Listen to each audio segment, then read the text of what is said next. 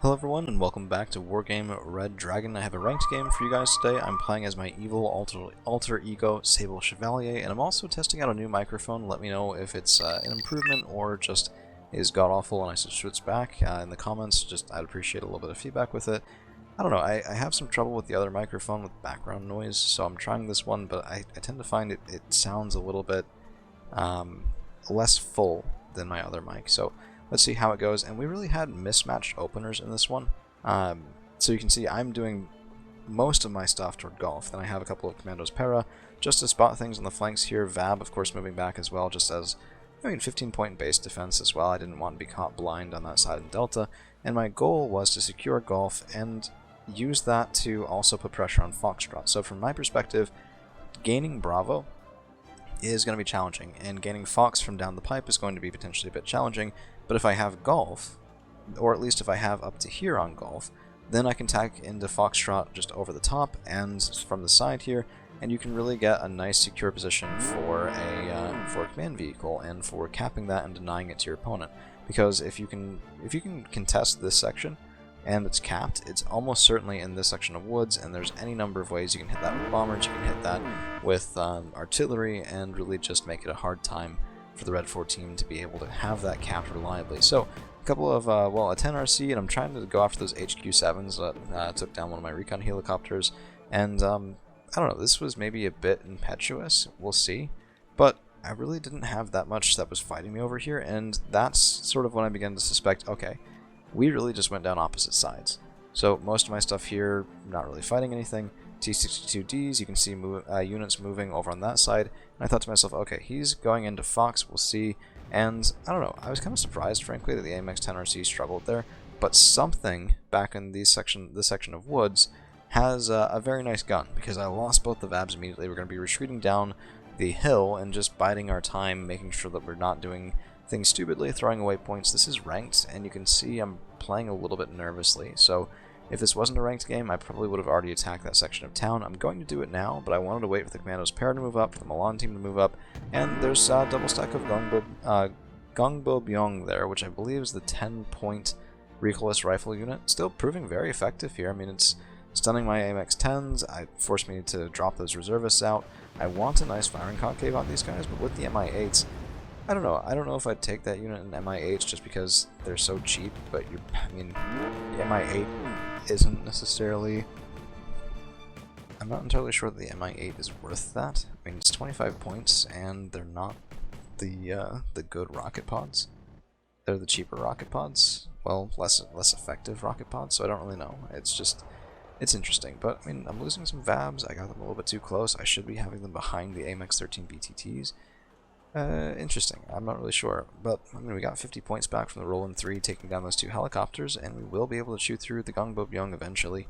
So Krasniy, my opponent's red, I believe in English, will lose that position, and if I can have a good hold on that side of the Gulf, then that can be a good thing for me, as long as I can hold Charlie. So he's actually already in my 2-pointer, and this is sort of the counter argument to my heavy investment on that side, is if he gets Lee Ran up there and T-62Ds, he has recon, he has good enough fire support here if he has the vision advantage, and my 1390s and Leopard 2A1 have a fair amount of work to do, so one more shot going in, but the Lee Ren are still alive, and if recon's on 1 strength, they can still see just as well as always.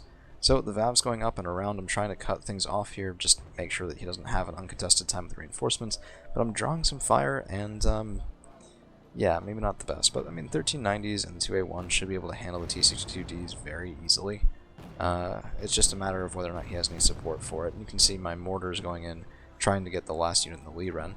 Now, there is a plane, and this had me worried. So it's a JH-7, that's the TV guidance, I believe Chinese ATGM plane? Yeah, Chinese 120 pointer. Frankly, got a little bit lucky there, because if both those missiles had hit, that'd be a dead 2A1.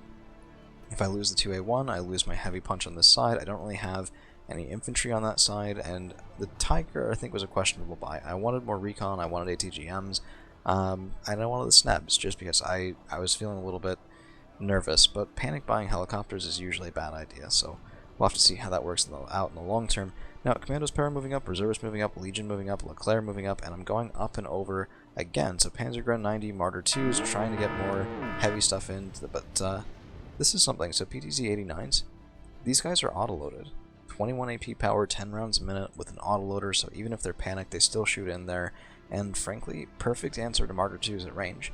So my Martyr 2s can't really fight that, and 21 AP, yeah, jeez, I was actually kind of surprised that they even survived one hit, but 7 armor is no slouch. It's just, we're not really going to be able to get good kills on them. And yeah, we took out a couple of things here, but my Panzergrenadier 90 are getting stunned, we're not able to quite get into the woods, and I'm going to be pulling one of them back while the other one sort of is a bit of a lost cause to a Type 63, which, yeah, I don't know. I mean, it's a good recon tank. Frankly, all the recon tanks for Red Dragons I think are good options. So a couple of ATGMs coming in, and my 2A1 is going to take it on the chin. I think it's just a Fagot team. And if I can kill the Hwasong Chungs, that is pretty nice, because those things will screen out things like my Tiger. Because, I mean, they're Iglas, they're 2,600 meter range, I think? I don't know, it might be 24. But Commandos Para are up here. We are spotting a couple of things. Looks like super heavy tank right there. Yeah, that's going to be the T90S. Can't fight that. So my Commandos Para just killed outright. Kind of surprised at that much damage, but they were in the open ground, so no damage mitigation. And I have to be very careful with my Leclerc here. One shot in, looking for the second shot, unfortunately a miss, and that recon tank does get back. But I'm in the open. I need to get up into the woods. I need to get my mortars forward and smoke down on that Leclerc, because we've already seen one ATGM plane, and I don't want to lose that this Leclerc for nothing. It's 165 points. This guy is, I believe, down vetted? Yeah, down, well, no. That's up vetted. Yeah, it's up vetted, so I only have the one. I don't have double, like I have two 2A5s in this deck, but only one Leclerc. And they're made for different roles, but I don't know. I tend to like the Leclerc for this particular match, just because, well, map, just because of the higher rate of fire. So I'm crossing the bridge. I have some Commandos Para, Reservists, Fuchs Milan, just trying to see if I can get something across and into Echo, just frankly out of a little bit of spite for how much he was challenging my 2-pointer. Also a Fuchs Fufu, which, considering that I don't have anything here, again, maybe not the smartest idea, but there it is. AMX 1390 is going out just to sort of see if I can get some recon up here, and I thought with how my opponent's thrust failed into Charlie, he might be a little bit reticent to do that, particularly when Echo is under significant pressure. So you can see we did get the recon tank, the Leclerc's moving up, Legion 90 moving up, and I get a little bit nervous. So I'm going to bring the Leclerc back just into the woods, and we'll see if we can keep him alive. Reservists, and we're just running into Yubie, which I believe are the 15 strength, yep, Chinese reservists from my opponent. And I mean, it's good, it's bodies. If you get the Leclerc shooting at that, he's going to be spotted the whole time he's shooting, so why not, right? This is why I'm moving up the AMX 13s as well, so I'm just trying to screen that out. We have smoke. I'm going to try and hop up into the smoke with the Leclerc, and I don't know, yeah, I needed more cheap fire support just to have the number of guns required to go through that much infantry strength without punch. I mean, 10 points, 30 strength, fine. I mean, yeah, you're also paying for the vehicles there, but just looking at the infantry. So here's a plane, and I was thinking to myself, okay, this is why I have smoke, this is why we're pulling back. You see evac ordered.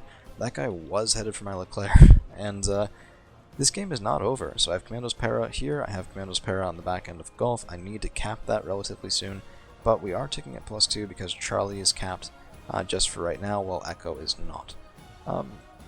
Yeah, I don't know, I get really nervous when I play ranked. It's not like it matters, right? It's just a game anyway, but how you do in ranked throws that tag up in front of your name regardless of what you're playing. And I've always had this fear of being the eternal private, so you get a couple of games down, and then no matter what you do, you can't get the ELO up. And I know, the lower your ELO, the higher the impact when you beat somebody with a higher ELO. So it's not like it's unrecoverable. But we have two things happening simultaneously on different sides of this map. The Geogostai are spotted by my Commandos Para, who do have their tertiary off, that way they won't be firing in and giving away their own position.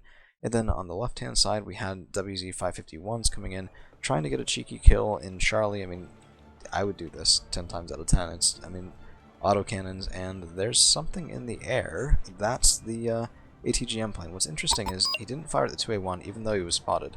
That looks like it was manually turned over because my Leclerc is firing at the Geogostai, and this, ladies and gentlemen, is going to be a rear armor shot on a Leclerc.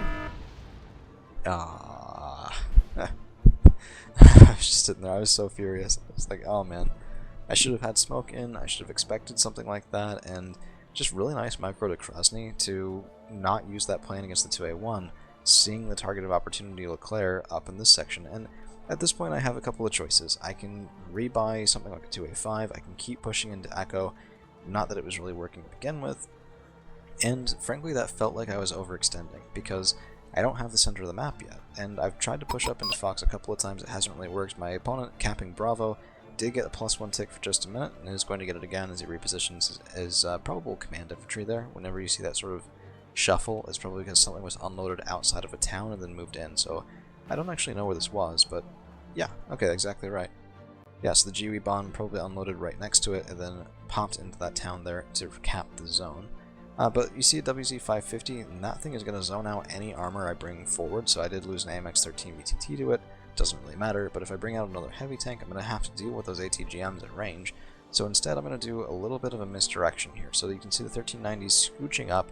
I know there at least used to be a T90S in that section of woods. I don't really want to engage that with anything that matters, but I do want to engage it because I want it thinking that it's doing something important, while I'm doing something even more important. So my reservists are headed up to just draw fire and make my opponent think I'm doing something on the side, and then pretty soon we're going to get I mean, I think I was waiting for the 2A1 as well.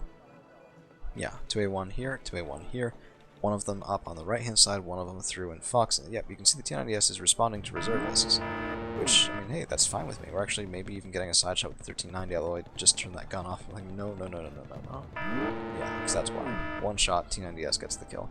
But, I don't know, it was sort of intended to be a misdirect. There's the smoke coming in, and you can see I'm moving up on this side, but my smoke is going to be just trying to blind these guys. I know you're not usually supposed to give your opponent smoke, but I wanted to block off those high AP guns, and I also wanted to make my opponent think that I was going to go up right down the pipe. So that's why I had the reservists on that side, maybe a little bit earlier than they should have been, and now we're going to be trying to block the line of sight as the 10RC, a little bit damage is getting up here, Vavs, Martyr 2s, Panzergren, and I'm just trying to get in close, because the thing about those PTZ vehicles is they don't have much armor. They do wonderful kills at range, and if supported, but if you can fire back, you can definitely get kills on them with things that are worth way less. So the Vabs autocannons can kill those guys. You just need the opportunities. You can see they can't fire in, the smoke is blocking their sight. My Martyr 2s are now up and in the woods, which is nice. Panzergren 90 in the woods, which is nice, and if I can get them up to this section of force right here, we might even be able to block off my opponent's reinforcements, although not seeing the PTZs, I was getting a little bit nervous. I think he did maybe pull them back. There's one HQ7, that's a 60-point kill-ish, and a second HQ7, yep, there they are.